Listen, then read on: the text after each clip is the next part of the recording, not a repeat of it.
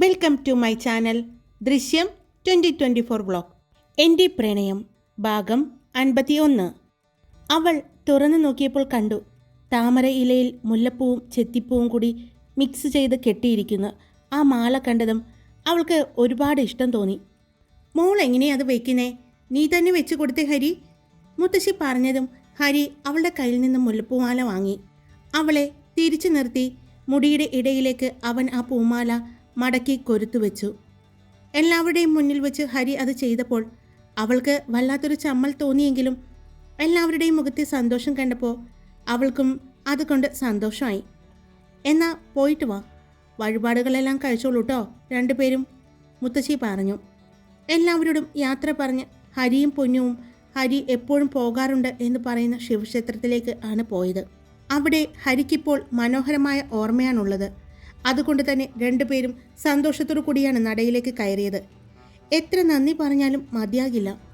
ഒരിക്കലും കിട്ടില്ല എന്ന് ഉറപ്പിച്ചെടുത്ത് ഇപ്പോൾ എൻ്റെ പേര് കൊത്തിയും താലിയുമിട്ട് എൻ്റെ കൂടെ നിൽക്കുന്ന എൻ്റെ പെണ്ണിനെ എനിക്ക് തന്നതിന് ഒരുപാട് നന്ദിയുണ്ട്. ഹരി ഭഗവാന്റെ മുന്നിൽ നിന്ന് പ്രാർത്ഥിച്ചു കഴിഞ്ഞതും ഷർട്ട് പൂർണ്ണമായും ഊരി ഹരി പൊന്നുവിനെ ഏൽപ്പിച്ചു. അതെന്തിനാണെന്ന് അറിയാതെ അവൾ അവനെ നോക്കി. ആഗ്രഹ സാക്ഷാത്കാരമാണ് അല്ലേ? മനസ്സ് തുറന്ന് ഭക്തിയോടെ ശയനപ്രദക്ഷിണം നടത്തിക്കോളൂ, പൂജാരി ചിരിയോടെ പറഞ്ഞപ്പോഴാണ് ഹരിയെ പൊന്നു നോക്കിയത്. അവൻ ഭക്തിയോടെ കണ്ണടച്ച് മഹാദേവന്റെ നടയിലായിട്ട് സാഷ്ടാംഗ പ്രണാമം ചെയ്തു. അവിടെ നിന്ന് എഴുന്നേറ്റ് ചുറ്റമ്പലത്തിനടുത്തേക്ക് നടന്നു. അവൻ്റെ പുറകെ ഒന്നും മനസ്സിലാകാതെ പൊന്നുവും നടന്നു. ഹരി അവിടെ നിന്നും ഭഗവാനെ ഒന്ന് തൊഴുതുകൊണ്ട് ശയനപ്രദക്ഷിണം ആരംഭിച്ചു. കല്ലിൽ അവൻ്റെ ദേഹം അമർന്ന് പാടുകൾ വീഴുന്നത് കാണുമ്പോൾ പൊന്നുവിൻ്റെ നെഞ്ച് നേറുന്നുണ്ട്. ഇതിപ്പോൾ എന്തിനാണ് ഇങ്ങനെ എന്ന് അവൾക്ക് അറിയാതെ അവളുടെ കണ്ണുകൾ നിറയാൻ തുടങ്ങി. എങ്കിലും ആ സങ്കടം അടക്കിപ്പിടിച്ച് അവളും അവൻ്റെ ഒപ്പം തന്നെ നടന്നു. 7 വട്ടം ശയനപ്രദക്ഷിണം നടത്തി ഹരി എഴുന്നേറ്റു. എഴുന്നേറ്റതും ഒന്ന് പിന്നിലേക്ക് വീഴാനാഞ്ഞുപോയ അവനെ അവൾ പിടിച്ചു. ഒന്നുമില്ല, ചെറിയൊരു പുഞ്ചിരിയോടെ ഹരി പറഞ്ഞു. വഴിപാട് കഴിച്ച പ്രസാദം കൊടുത്തുകൊണ്ട് പൂജാരി അവരെ രണ്ടുപേരെയും നോക്കി ചിരിച്ചുകൊണ്ട് തിരുമേനി പോയി. ഇതിപ്പോൾ എന്തിനാ ഹരിയേട്ടാ? കണ്ണ് നിറച്ചുകൊണ്ട് അവൻ്റെ ദേഹത്തെ മുറിവുകൾ നോക്കിക്കൊണ്ട് പൊന്നു ചോദിച്ചു. നമ്മുടെ വിവാഹം കഴിഞ്ഞാൽ പിറ്റേ ദിവസം തന്നെ വന്ന് ഞാനിവിടെ ശയനപ്രദക്ഷിണം നടത്തിക്കൊള്ളാം എന്ന് പറഞ്ഞിട്ടുണ്ടായിരുന്നു. നിന്നെ നഷ്ടപ്പെട്ടു പോകുമെന്ന് പല സാഹചര്യത്തിലും തോന്നിയിട്ടുണ്ട്. ഈ ഭഗവാന്റെ അനുഗ്രഹം കൊണ്ട് മാത്രമാണ് നിന്നെ എനിക്ക് കിട്ടിയത്.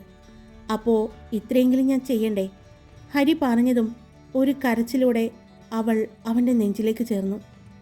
എനിക്കൊന്നുമില്ല, അവൻ അവളെ ചേർത്ത് പിടിച്ചുകൊണ്ട് പറഞ്ഞു. വാ, വീട്ടിൽ പോകാം എന്ന് പറഞ്ഞ് അവൻ അവളെ ചേർത്ത് പിടിച്ചുകൊണ്ട് തന്നെ നടന്നു. ഞാൻ ഡ്രൈവ് ചെയ്യാം എന്ന് പറഞ്ഞ് പൊന്നു കാറിൻ്റെ കീ വാങ്ങി. അവളാണ് ഡ്രൈവ് ചെയ്തത്. അവൾ ഡ്രൈവ് ചെയ്യുമ്പോൾ ഇടയ്ക്കിടെ അവനെ നോക്കുന്നുണ്ട്. സീറ്റിലേക്ക് ചാരിയിരിക്കുകയാണ് കണ്ണുകളടച്ച്. അവൾക്ക് ഹരിയോടുണ്ടായിരുന്ന ഒരു കുഞ്ഞു പിണക്കം പോലും മനസ്സിൽ നിന്നും പൂർണ്ണമായും ഒഴിഞ്ഞു പോയതുപോലെ അവൾക്ക് തോന്നി. തന്നെ കിട്ടാൻ വേണ്ടിയല്ലേ ഇത്രയും കഷ്ടപ്പെട്ടത്? തന്നോട് ഇഷ്ടമുള്ളത് കൊണ്ടല്ലേ ഇങ്ങനെയൊക്കെ ചെയ്യുന്നത്? അവൾ മനസ്സിൽ ആലോചിച്ചു. അവളുടെ കണ്ണുകളും നിറഞ്ഞൊഴുകി. രണ്ടുപേരും വീട്ടിലെത്തിയതും അവൾ വേഗം ഡോറ് തുറന്ന് അവനെ ഇറക്കി. എനിക്ക് ഒന്നുമില്ല, കുഴപ്പമില്ല, അവൻ്റെ കയ്യിൽ പിടിക്കുമ്പോൾ ഹരി പറയുന്നുണ്ട്. എന്നാൽ നിറഞ്ഞ കണ്ണുകളോടെ അവൾ ഹരിയെ നോക്കിയതും അവൻ ഒന്നുമില്ല എന്ന് പറഞ്ഞ് വീണ്ടും അവളെ ചേർത്ത് പിടിച്ചു. രണ്ടുപേരും അകത്തേക്ക് കയറുമ്പോൾ മുത്തശ്ശി അവനെ കാണുന്നത്. എന്തു പറ്റി എന്ന് ചോദിച്ചുകൊണ്ട് മുത്തശ്ശി വേഗം ഹരിയുടെയും പൊന്നുവിൻ്റെയും അടുത്തേക്ക് വന്നു. ഹരി പൊന്നുവിനെ പിടിച്ചുകൊണ്ട് വരുന്നത് കണ്ടിട്ടാണ് മുത്തശ്ശി വന്നത്. ഒന്നുമില്ല മുത്തശ്ശി, ഹരി പറയുന്നുണ്ട്. എന്നാൽ മുത്തശ്ശിയുടെ ഒച്ച കേട്ട് അങ്ങോട്ട് ഹരിയുടെ അമ്മയും അച്ഛനും ശിവരഞ്ജിനിയും എല്ലാവരും വന്നു. ഇവിടുന്ന് പോയ പോലെ അല്ലല്ലോ, ഇവനെന്താ പറ്റിയേ? മുടിയൊക്കെ ആകെ അലങ്കോലമായി, എന്താ പറ്റിയേ? അമ്മ ചോദിച്ചു. എല്ലാവരും പൊന്നുവിനെ നോക്കി. ഒരു ചിരിയോടെ ഹരി നിൽക്കുന്നത് കണ്ടതും കണ്ണുകൾ നിറച്ച് പൊന്നു നിൽക്കുന്നത് കണ്ടതും എല്ലാവർക്കും സംശയം തോന്നി. എന്താണ് കാര്യമെന്ന് പറയ് ഹരി, മുത്തശ്ശി അല്പം ദേഷ്യത്തിൽ ചോദിച്ചു. ഒന്നുമില്ല മുത്തശ്ശി, ഞാനൊരു ശയനപ്രദക്ഷിണം ഉണ്ടായിരുന്നു, വഴിപാട്, അത് കഴിക്കാൻ വേണ്ടി പോയതാണ്. കഴിഞ്ഞപ്പോൾ തുടങ്ങി എൻ്റെ പെണ്ണിൻ്റെ കണ്ണ് ഇതുപോലെ നിറഞ്ഞിരിക്കുന്നത്. എല്ലാവരും അമ്പരപ്പോടെ അവനെ നോക്കി. ഇപ്പോൾ അതിന് ശയനപ്രദക്ഷിണ നടത്താൻ മാത്രം എന്താ ഉണ്ടായേ? അമ്മ ചോദിച്ചു. അത് കേട്ടതും പൊന്നു തലകുനിച്ചു നിന്നു. ശിവരഞ്ജിനി ഹരിയെയും പൊന്നുവിനെയും മാറി മാറി നോക്കുന്നുണ്ട്. എന്താ മോളെ, എന്തിനാ ഇവൻ ഇപ്പോൾ ഈ ശയനപ്രദക്ഷിണം നടത്തിയത്? അമ്മ പൊന്നുവിനോട് ചോദിച്ചു. അവൾ അപ്പോഴും കണ്ണു നിറച്ച് ഹരിയെ നോക്കി. അത് ഞങ്ങളുടെ വിവാഹം കഴിഞ്ഞാൽ ഞാൻ ശയനപ്രദക്ഷിണം നടത്താമെന്ന് വഴിപാട് നേർന്നിട്ടുണ്ടായിരുന്നു. അതിനുവേണ്ടി കൊണ്ടുപോയതാണ്. ഇയാൾക്കറിയില്ലായിരുന്നു. അവിടെ ചെന്ന് ഞാൻ ചെയ്യുന്നത് കണ്ടപ്പോൾ സങ്കടമായി, ഹരി പറഞ്ഞു. അവളുടെ കണ്ണുകൾ നിറഞ്ഞിരിക്കുന്നത് കണ്ടതും, അത് കുഴപ്പമില്ല മോളെ, വല്ലപ്പോഴല്ലേ ശയനപ്രദക്ഷിണമൊക്കെ നടത്താം. നിന്റെ മുത്തശ്ശി എന്നെ എത്ര തവണ എത്ര അമ്പലങ്ങളിൽ ഉരുട്ടിയിട്ടുണ്ടെന്ന് അറിയോ? അന്നൊന്നും എൻ്റെ ഭാര്യയുടെ കണ്ണ് ഇങ്ങനെ നിറഞ്ഞിരിക്കുന്നത് ഞാൻ കണ്ടിട്ടില്ല, മുത്തശ്ശൻ പറഞ്ഞു. അത് കേട്ട് മുത്തശ്ശി മുത്തശ്ശനെ ഒന്ന് കൂർപ്പിച്ചു നോക്കി. മോളെ, വഴിപാടല്ലേ, അവനല്ലേ നേർന്നത്, അതുകൊണ്ട് കുഴപ്പമൊന്നുമില്ല, ഒന്നും സംഭവിക്കാൻ പോകുന്നില്ല, നല്ലതേ നടക്കൂ, അതും മഹാദേവൻ്റെ മുന്നിലല്ലേ. എന്നാ ചെല്ലു ഹരി, ചെറു ചൂടുവെള്ളത്തിൽ ഒന്ന് മേല് കഴുക്, അപ്പോഴേക്കും അമ്മ ഹോട്ട് ബാഗുമായി വരാം എന്ന് അമ്മ പറഞ്ഞു. ഹരിയുടെ മുത്തശ്ശി പൊന്നുവിൻ്റെ അടുത്തേക്ക് ചെന്നു. മോള് സങ്കടപ്പെടേണ്ട, ഇവന് മോളെ കിട്ടാൻ ഇതല്ല, ഇതിനപ്പുറം എന്തെങ്കിലും നടത്താൻ സാധ്യതയുണ്ടെന്ന് ഞങ്ങൾക്ക് ആദ്യമേ സംശയമുണ്ടായിരുന്നു. ഹരി, ഇനി നീ തല മൊട്ടയടിച്ച് നീ കാവടിയെടുത്ത് ശൂലം കയറ്റി പഴനിയിലേക്ക് വല്ലതും പോകാമെന്ന് നേർന്നിട്ടുണ്ടോ? ഹരിയുടെ അച്ഛൻ ചോദിച്ചതും, അതില്ല മോനെ, അതെന്തായാലും അവൻ ചെയ്യില്ല. കാരണം അതിന് വ്രതമെടുക്കണം. 41 ദിവസം വ്രതമെടുത്ത് ഈ സമയത്ത് പഴനിക്ക് പോകാൻ എന്തായാലും നമ്മുടെ ഹരിക്കുട്ടൻ തയ്യാറാവില്ല.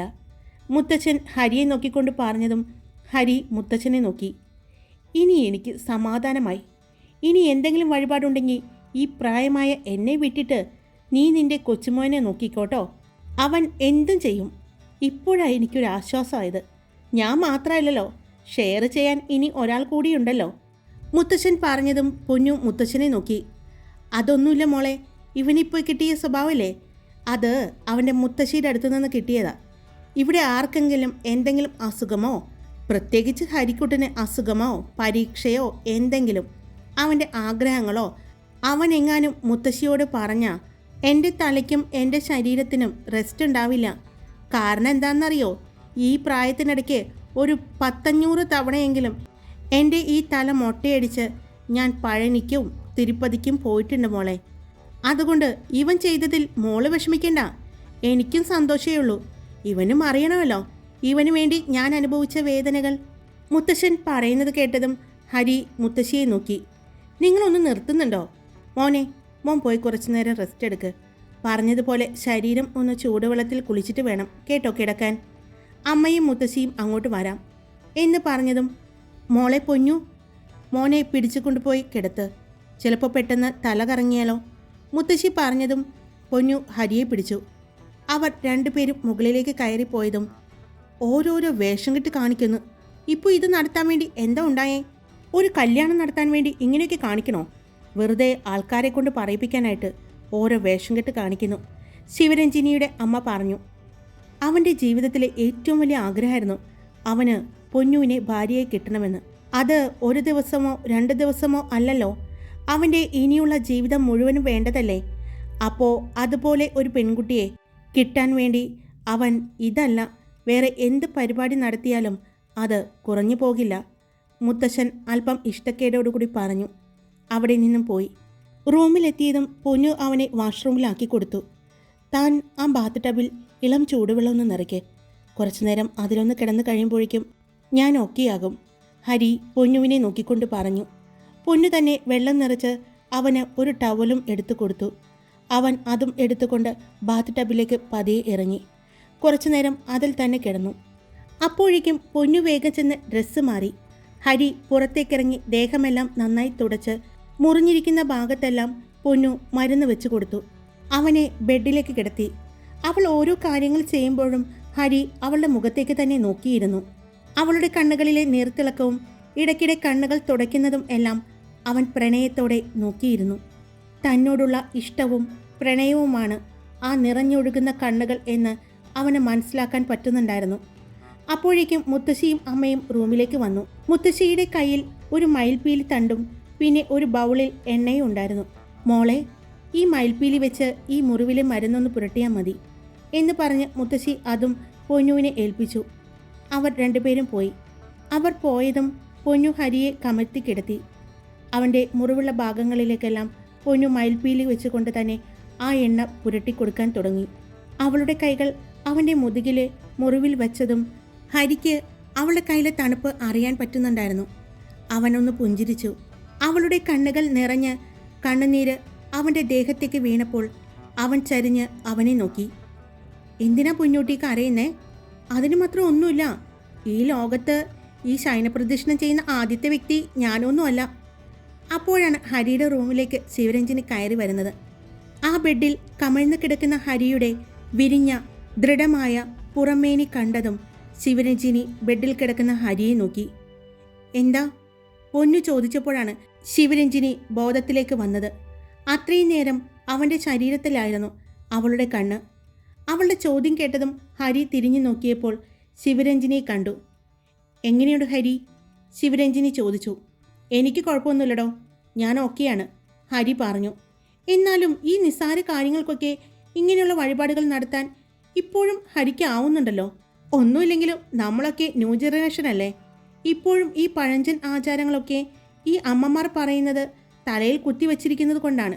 അതുകൊണ്ടാണ് ഇങ്ങനെയൊക്കെ കാണിക്കുന്നത്, ശിവരഞ്ജിനി പറഞ്ഞു.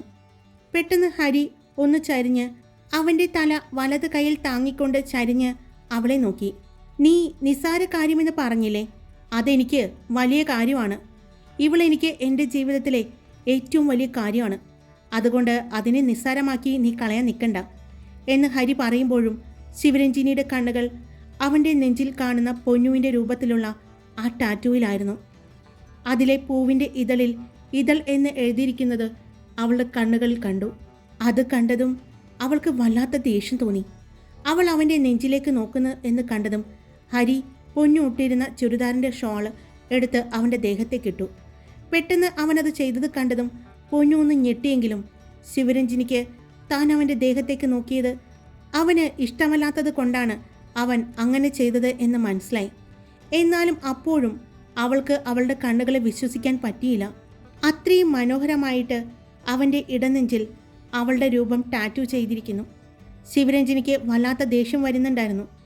അവൾ ഹരിയുടെ അടുത്ത് ചേർന്നിരുന്നു.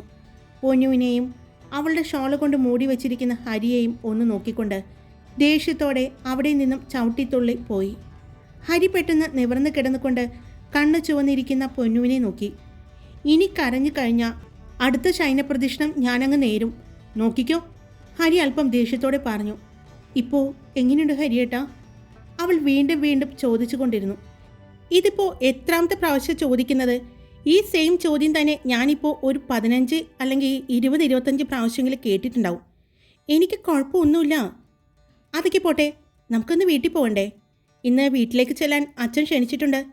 അതുകൊണ്ട് വീട്ടിലേക്ക് പോകാം. പോകുന്നതിന് മുമ്പ് അവർക്ക് വീട്ടിലേക്ക് കൊണ്ടുപോകാനുള്ള കുറച്ച് സാധനങ്ങളെല്ലാം വാങ്ങണം, ഹരി പറഞ്ഞു. കുഞ്ഞു, തനിക്ക് വിശക്കുന്നില്ലേ? എനിക്ക് നല്ല വിശപ്പ് തോന്നുന്നു, ഹരി പറഞ്ഞു. ഞാൻ ഇങ്ങോട്ട് എടുത്തുകൊണ്ട് വരണോ? അവൾ ചോദിച്ചു. വേണ്ട വേണ്ട, എനിക്ക് കുഴപ്പമൊന്നുമില്ല. എൻ്റെ ടീഷർട്ട് ഇങ്ങെടുത്ത് തന്നാൽ മതി, എന്നിട്ട് നമുക്ക് താഴേക്ക് പോകാം, ഹരി പറഞ്ഞു. അവൾ അവൻ്റെ ടീഷർട്ട് എടുത്തു കൊടുത്തു. അവൻ അവളെയും ചേർത്ത് പിടിച്ച് ഡൈനിങ് റൂമിലേക്ക് നടന്നു. എല്ലാവരും ഭക്ഷണം കഴിക്കുന്ന നേരമായിരുന്നു. ഹരിയും പൊന്നുവും ഒരുമിച്ച് ഭക്ഷണം കഴിച്ചു. അവർക്ക് അടുത്ത് തന്നെ മുത്തശ്ശിയും ഉണ്ടായിരുന്നു. അമ്മയ്ക്ക് കേസിൻ്റെ കാര്യത്തിന് വേണ്ടി ആരോ കാണാൻ വന്നിരിക്കുന്നത് കൊണ്ട് അമ്മ ഓഫീസ് റൂമിലാണെന്ന് പറഞ്ഞു. മുത്തശ്ശി അവരുടെ വീട്ടിലേക്ക് പോകുമ്പോൾ ചെയ്യേണ്ട കാര്യങ്ങൾ എന്തൊക്കെയാണെന്ന് പറഞ്ഞു കൊടുത്തു. എന്നാ പോയി ഒരുങ്ങിക്കോ. പിന്നെ മോളെ, പൊന്നു, മോള് റെഡിയാകുന്നതിന് മുമ്പ് ഒന്ന് മുത്തശ്ശിയുടെ റൂമിലേക്ക് വരണേ, പൊന്നുവിനോട് മുത്തശ്ശി പറഞ്ഞു. അവൾ സമ്മതിച്ചുകൊണ്ട് തലയാട്ടി. ഭക്ഷണം കഴിച്ച് എഴുന്നേറ്റു. കൈ കഴുകി പൊന്നു മുത്തശ്ശിയുടെ റൂമിലേക്ക് ചെന്നു. മുത്തശ്ശി അവൾക്കായി ഒരു ബോക്സ് നീട്ടി. അത് തുറന്നു നോക്കിയപ്പോൾ ഒരു സാരിയായിരുന്നു. ഇന്ന് മോള് ഇതെടുത്തിട്ട് വേണം പോകാൻ. ഇതിൻ്റെ മാച്ചിങ് ബ്ലൗസ് എന്തായാലും മോളുടെ കബോർഡിലുണ്ടാകും, മുത്തശ്ശി പറഞ്ഞു. അവൾ ചിരിച്ചുകൊണ്ട് മുത്തശ്ശിയുടെ കവിളിൽ ഉമ്മ കൊടുത്തുകൊണ്ട് അവൾ മുത്തശ്ശിയുടെ റൂമിൽ നിന്നും അവരുടെ റൂമിലേക്ക് നടന്നു. അവൾ മുകളിലേക്ക് കയറി ചെന്നപ്പോൾ ശിവരഞ്ജിനിയെ കണ്ടു. നീ പറഞ്ഞിട്ടാണോ അവൻ നിന്റെ മുഖം അവൻ്റെ ഇടനെഞ്ചിൽ ടാറ്റു കുത്തിയിരിക്കുന്നത്? ശിവരഞ്ജിനി ചോദിച്ചതും അവൾ ഇല്ല എന്ന് പറഞ്ഞു. പിന്നെ നീ പറയാതെ ഒരിക്കലും അവനത് ചെയ്യില്ല. ഹരിയേട്ടൻ അത് ചെയ്തിരിക്കുന്നത് കണ്ടിട്ട് അധികം ദിവസമായിട്ടില്ല ഞാൻ, അതുകൊണ്ട് എനിക്കറിയാൻ പാടില്ല, പൊന്നു പറഞ്ഞു. അപ്പോഴാണ് ഹരി അങ്ങോട്ട് വന്നത്. എന്താ? ഹരി ചോദിച്ചു. അവൻ ഫോണിൽ സംസാരിച്ചു കൊണ്ടാണ് അങ്ങോട്ട് വന്നത്. അവിടെ എത്തിയതും ഫോൺ കട്ട് ചെയ്തുകൊണ്ട് അവൻ പൊന്നുവിൻ്റെ അടുത്തേക്ക് ചെന്നു. എന്താ പൊന്നു? അവൻ ചോദിച്ചു. അവൾ ഒന്നും മിണ്ടിയില്ല. നീ എപ്പോഴാ ഹരി ഇവിടെ ടാറ്റു ചെയ്തത്? ശിവരഞ്ജിനി ദേഷ്യത്തോടെ ചോദിച്ചു. അത് കേട്ടതും ഹരിക്ക് ദേഷ്യം വന്നുവെങ്കിലും അവൻ ആ ദേഷ്യം കടിച്ചു പിടിച്ചുകൊണ്ട് പറഞ്ഞു, ഇവളെ ഇഷ്ടമാണെന്ന് ഞാൻ സ്വയം തിരിച്ചറിഞ്ഞ അന്ന് എൻ്റെ ഇടനെഞ്ചിൽ കയറി കൂടിയതാണിവൾ. എൻ്റെ നെഞ്ചിലും ഇവളാണ്, എൻ്റെ നെഞ്ചിൻ്റെ പുറത്തും ഇവളാണ്. ഇവളെ ഞാൻ സ്നേഹിക്കുന്നു. I love her a lot. Madly I love her. I have wondered if she is not to be mad. Hari പറഞ്ഞുകൊണ്ട് പൊന്നുവിനെ ചേർത്ത് പിടിച്ചു. ഇതെല്ലാം ശിവരഞ്ജിനിക്ക് പൊന്നുവിനോടുള്ള പക കൂട്ടുന്നതായിരുന്നു. ഏതു വിധനെയും പൊന്നുവിനെ ഇല്ലാതാക്കാൻ വരെ ആ സമയം കൊണ്ട് ശിവരഞ്ജിനി പ്ലാൻ ചെയ്തിരുന്നു. ഹരി പൊന്നുവിനെയും കൊണ്ട് താഴേക്ക് ചെന്നു. ഇറങ്ങാറായോ മക്കളെ? മുത്തശ്ശി ചോദിച്ചു. ഇറങ്ങുകയാണ്. ഇന്ന് തന്നെ വരുമോ? മുത്തശ്ശി ചോദിച്ചു. ഇല്ല മുത്തശ്ശി, ഇന്നെന്തായാലും അവിടെയാണ്. തരുൺ വിളിച്ചിട്ടുണ്ടായിരുന്നു. ഇന്നവിടെ എല്ലാവരും കൂടി കൂടാമെന്ന് പറഞ്ഞു. അത് നന്നായി. എന്നാ ഇന്ന് നിന്നിട്ട് നാളെയോ മറ്റന്നാളോ എപ്പോഴാന്ന് വെച്ചാൽ വന്നാൽ മതി, മുത്തശ്ശി പറഞ്ഞു. പോയിട്ട് വരാം മുത്തശ്ശി. പൊന്നു മുത്തശ്ശിയോടും മുത്തശ്ശനോടും ഹരിയുടെ അച്ഛനോടും അമ്മയോടും എല്ലാം യാത്ര പറഞ്ഞു. അവിടെ ശിവരഞ്ജിനിയും അവളുടെ അച്ഛനും അമ്മയും എല്ലാവരും ഉണ്ടായിരുന്നു. അവൾ അവരെ നോക്കി ഒന്ന് പുഞ്ചിരിച്ചുകൊണ്ട് അവിടെ നിന്നും ഇറങ്ങി. സാധാരണ വിരുന്നിന് പോയാൽ ഒന്നുകിൽ അന്ന് തന്നെ അല്ലെങ്കിൽ പിറ്റേ ദിവസം വരും. ഇത് 1-2 ദിവസം അവിടെ നിന്നോളാനൊക്കെ പറയുന്നത് ശരിയാണോ? ശിവരഞ്ജിനിയുടെ അമ്മ ചോദിച്ചു. ശരിയും തെറ്റൊന്നും ഞാനിപ്പോൾ നോക്കുന്നില്ല. ആ കുട്ടി ഇത്രയും വർഷം ജീവിച്ച വീട്ടിൽ നിന്നും പെട്ടെന്ന് അതിനെ പറിച്ചു നട്ടാൽ അത് ശരിയാവില്ല. പതിയെ പതിയെ അവൾ ഈ വീടുമായിട്ട് ഇണങ്ങിക്കഴിഞ്ഞാൽ പിന്നെ കുഴപ്പമില്ല. അതുകൊണ്ടാണ് അവളോട് കുറച്ച് ദിവസം വേണമെങ്കിൽ അവിടെ നിന്നോളാൻ ഞാൻ പറഞ്ഞത്. എനിക്കറിയാം, ഞാനും ഇതുപോലെ വിവാഹം കഴിഞ്ഞ് എൻ്റെ വീട്ടുകാരെ ഉപേക്ഷിച്ച് വന്നപ്പോൾ അനുഭവിച്ച അതേ വിഷമം തന്നെയാണ് അവളും ഇപ്പോൾ അനുഭവിക്കുന്നത് എന്ന്. അതുകൊണ്ട് വീട്ടുകാരെ വിട്ടിട്ട് പോകുന്ന വിഷമം അനുഭവിച്ച എല്ലാവർക്കും ആ പെൺകുട്ടിയുടെ വിഷമം ഇപ്പോൾ മനസ്സിലാകും. പിന്നെ അവർ 2-3 ദിവസം അവിടെ നിന്ന ഞങ്ങൾക്ക് ആർക്കും ഒരു ബുദ്ധിമുട്ടുമില്ല. കാരണം ആ കുട്ടി ഞങ്ങൾ ഹരിക്കുട്ടനും ജീവിതകാലം മുഴുവനും നിൽക്കാൻ പോകുന്നത് ഈ വീട്ടിലാണ്. അപ്പോൾ അതിൽ നിന്നും 2-3 ദിവസം അല്ലെങ്കിൽ കുറച്ച് ദിവസങ്ങൾ ആ കുട്ടി അവളുടെ വീട്ടിൽ നിൽക്കുന്നത് കൊണ്ട് ഞങ്ങൾക്ക് പ്രത്യേകിച്ച് കുഴപ്പങ്ങളൊന്നുമില്ല. കുഴപ്പമുണ്ടോ ശിവകാമി നിനക്ക്? മുത്തശ്ശി ചോദിച്ചു. കുഴപ്പമില്ല അമ്മ. അമ്മ പറഞ്ഞത് ശരിയാണ്. ഞാനും ഇതുപോലെ എൻ്റെ വീട്ടിൽ നിന്നും ഒരിക്കൽ വന്നതല്ലേ. അതിൻ്റെ വിഷമം എനിക്കറിയാം. അതുപോലെ തന്നെ എൻ്റെ അച്ഛനും അമ്മയും എല്ലാവർക്കും അറിയാം. അതുകൊണ്ട് മോള് നിന്നോട്ടെ, ഹരിയുടെ അമ്മയും പറഞ്ഞു. അമ്മേ, ഞാൻ പോവാണ്. ഇന്നെനിക്ക് അത്യാവശ്യമായിട്ട് ഓഫീസിൽ പോകണം. ഒരു കേസിൻ്റെ ആവശ്യം ഇപ്പോഴാണ് വിളിച്ച് പറയുന്നത്. ഞാനൊന്ന് പോയിട്ട് വരാവേ എന്ന് പറഞ്ഞുകൊണ്ട് ശിവകാമി വേഗം പോയി. ഹരിയുടെ അച്ഛനും ഓഫീസിൽ പോകാൻ വേണ്ടി ഇറങ്ങി. നിങ്ങളിന്ന് പോകുന്നുണ്ടോ? ശിവരഞ്ജിനിയുടെ അമ്മയോടും അച്ഛനോടും മുത്തശ്ശി ചോദിച്ചു.